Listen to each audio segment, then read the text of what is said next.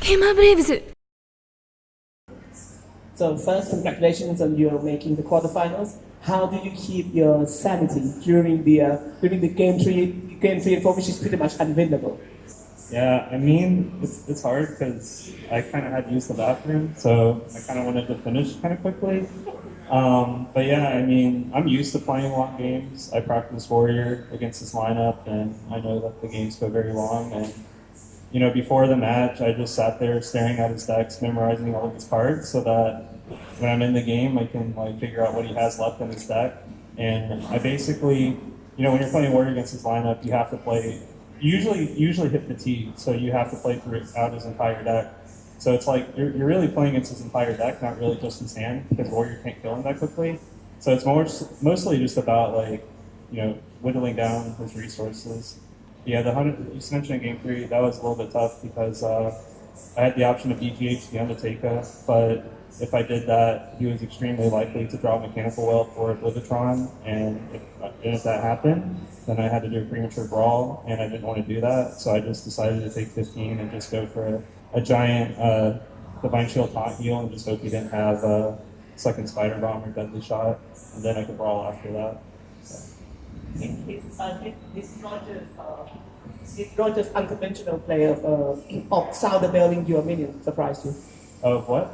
Of sounding the bell your minion. Oh no! Like I didn't want him to do that because I had a 7/7 Divine Shield and he couldn't kill his guy, and that was really important because he just had a weapon, an Undertaker, and I had Warpath and Grom in my hand, so I could potentially deal 30 to him in one turn. So I really needed the Undertaker to not die, so I could like just give him a lot of face damage. Why are you so calm now? Like, frankly, like back in the media room, like everyone was like going crazy.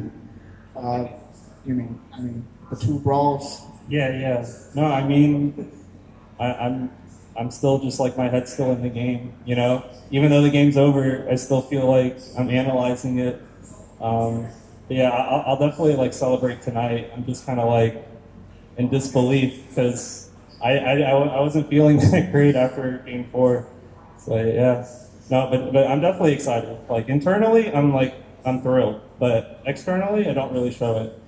I've also talked to some of the players and other pros about you know beating Roger, and some of them did mention that Roger's Warrior did like cut too many of the removals. Yeah. Is that something that you had in mind already before going to the tournament? Yeah. I mean, he only has one brawl. He still has 2 Warpaths. But, you know, if you're able to get like a Beryllium Nullifier, for example, or Magnetic Aziliacs out of Warpath range and just force out the brawl early, like, even if he wins that brawl, I still have Dr. Boom, and if I can get a Beryllium Nullifier, he just has no way to kill it. Yeah, so I think that's kind of a liability. Even though Brawl can be pretty weak in the Warrior mirror, it's just, you know, since that might work on ladder because your opponent just assumes you have a second Brawl, but in a tournament setting, when you know for a fact that he only has one Brawl and he uses it, the coast is clear. You can just dump your whole hand on the board and it'll be fine. Can you kind of talk through how important it was for you to win that Game 5 so you didn't have to play another series again to get your quarterfinal spot? Yeah, I mean, it's obviously getting straight through to top 8 and not have to sweat another match tomorrow is huge.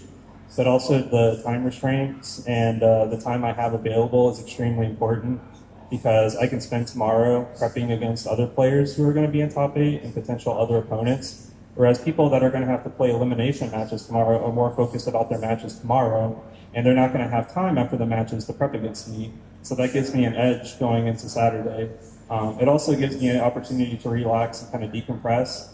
Since playing, it can be pretty stressful. I just think it's very important that when you're playing, you're calm, and it's going to be harder for people that are marathoning throughout the weekend to stay calm. The first 2 games of the series was pretty cut short because Roger got seated. Can you give us a bit of a walkthrough regarding the philosophy of conceding a match early, like that early? Yeah, I mean, the biggest weakness in Roger's decks, specifically the Paladin deck, is he has no removal and he only has a single Peacekeeper.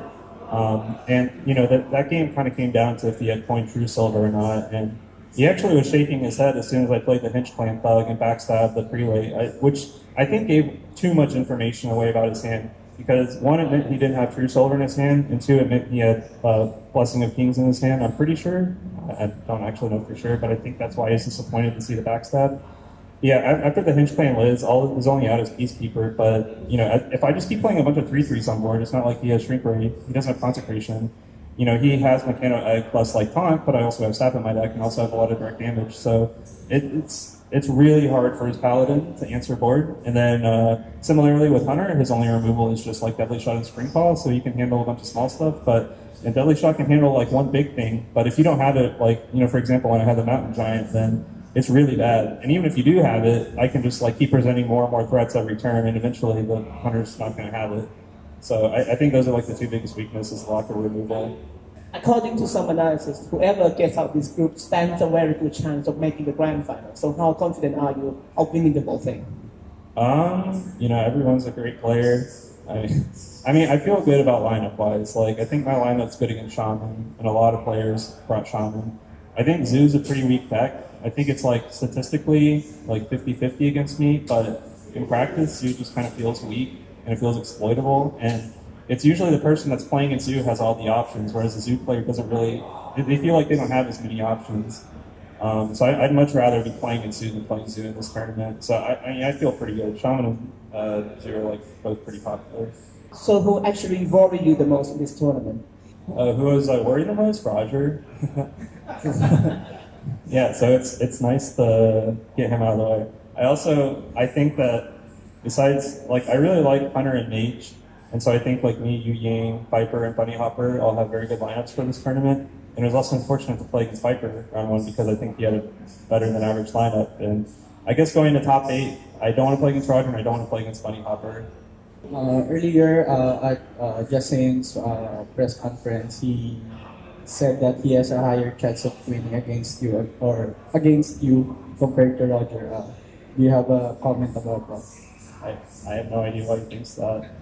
Zeus seems pretty weak and Shaman seems pretty weak. All 4 of my decks are good against Shaman. The problem is Shaman only has 2 Hagathus schemes, so it's really weak to Conjurer's Calling. You can just make a giant board and Shaman can't answer it. And then Warrior, they have no win condition, so they can't fatigue Warrior. Rogue, I think his lineup is best against Rogue, but he also has Zoo, which Rogue is favored against. He does have Warrior, and he does have Shaman, which I guess are decent against Rogue, but I think Rogue just has the ability to high roll, so I don't know. It's not far off 50-50. I feel like I'm 55-45. All right, thank you. Let's give him one more round of applause. And hopefully he's not too fatigued to celebrate tonight. Hey guys, if you like our content, do like and follow our page. Also, select See First to get the latest game news and updates.